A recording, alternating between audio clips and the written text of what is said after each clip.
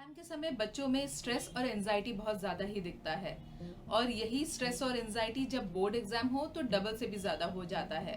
इनके सिम्टम्स आपको ज़्यादातर एग्जाम के समय या उनसे कुछ हफ्ते पहले या रिजल्ट आने से पहले ज़रूर दिखेंगे, पर अनफॉर्चुनेटली कंपटीशन इतना ज़्यादा बढ़ गया है तो बच्चों का स्ट्रेस भी बढ़ गया है, जिस वजह से देखा गया है कि एग्जाम के रिजल्ट के टाइम पे सुसाइड केसेस बहुत ज़्यादा होते हैं स्टूडेंट्स में, जिस वजह से पेरेंट्स में भी ये डर रहता है कि सुसाइडल थॉट्स उनके बच्चों में भी ना हो। नमस्ते, मेरा नाम है रिम्पा सरकार और आज के इस वीडियो में हम जानेंगे कि बच्चों में क्या क्या लक्षण दिखाई देते हैं जब उनमें सुसाइडल थॉट्स हों और आप उस समय क्या कर सकते हैं उनकी हेल्प करने के लिए।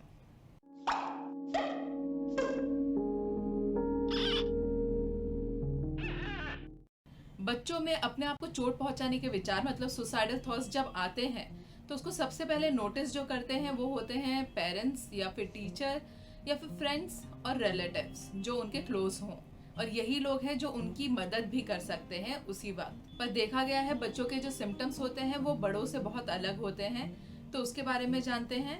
मैंने पिछले साल कुछ वीडियोस बनाए थे सुसाइड और सुसाइड प्रिवेंशन से रिलेटेड, जिसका लिंक मैंने डिस्क्रिप्शन बॉक्स में डाला है। अगर आप सुसाइड के बारे में या सुसाइड प्रिवेंशन के बारे में और ज्यादा जानना चाहते हैं तो आप वो सारे वीडियोस देख सकते हैं जहाँ पे और अच्छे से आपको जानकारी मिल जाएगी। तो चलिए जानते हैं बच्चों के सिम्टम्स आपको क्या दिख सकते हैं। तो सबसे पहला है शायद वो मर जाने के बारे में बातें कर रहे हैं या फिर ये बात कर रहे हैं कि वो जीना नहीं चाहते हैं। कई सारे केसेस में ऐसा होता है कि हमें लगता है सामने वाला मजाक कर रहा है, जिस वजह से हम उस चीज को जाने देते हैं, पर इस साइन को सीरियसली लेना जरूरी है क्योंकि हो सकता है कि वो इस चीज को लेके सीरियस हो।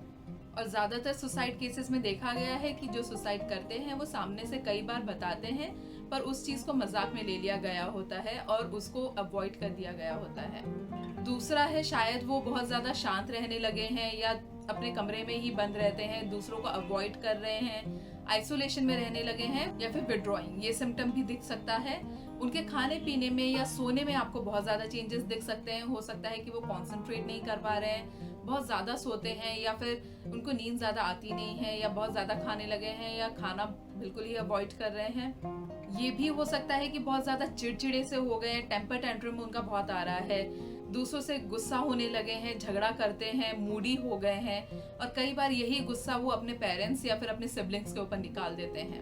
आपको ये भी सिम्टम दिख सकता है कि उनमें फ्यूचर को लेकर कोई होप नहीं है, बहुत ज्यादा घबराहट महसूस करते हैं, चिंता करते हैं, एंग्शियसनेस उनमें बहुत ज्यादा बढ़ गई है, या फिर जो चीजें उनको पहले करना पसंद थी उन सब चीजों में वो इंटरेस्ट नहीं दिखा रहे, उसमें अभी वो करने में कोई दिलचस्पी रही नहीं है उनकी।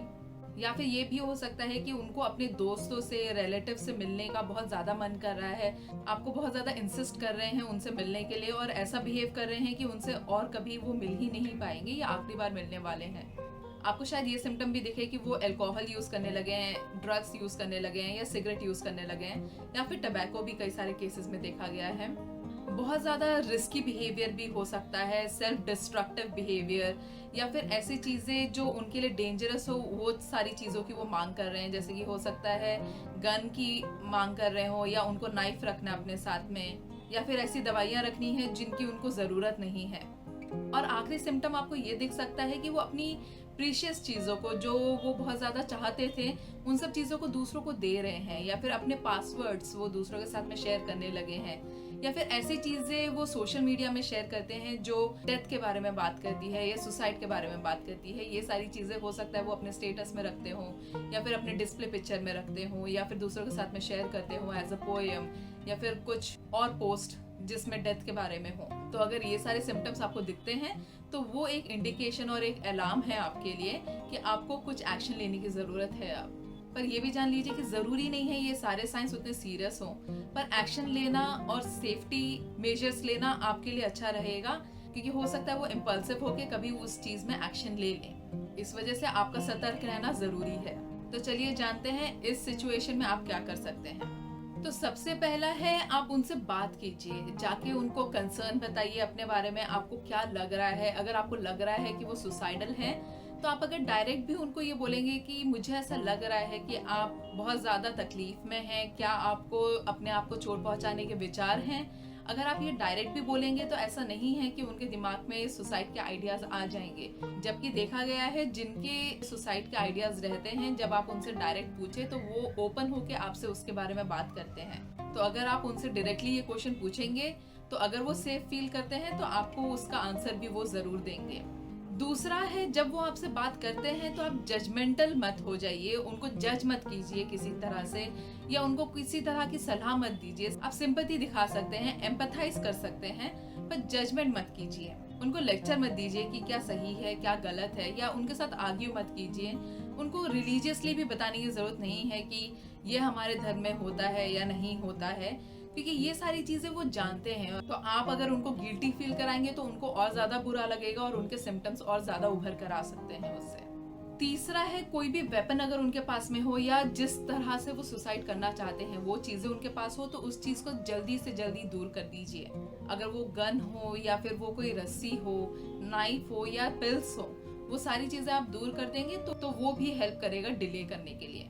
आखिरी है, उनको होप और हेल्प दीजिए। आप उनको होप दीजिए, वो मदद करेगा थोड़ा और डिले करने के लिए उनके थॉट्स को।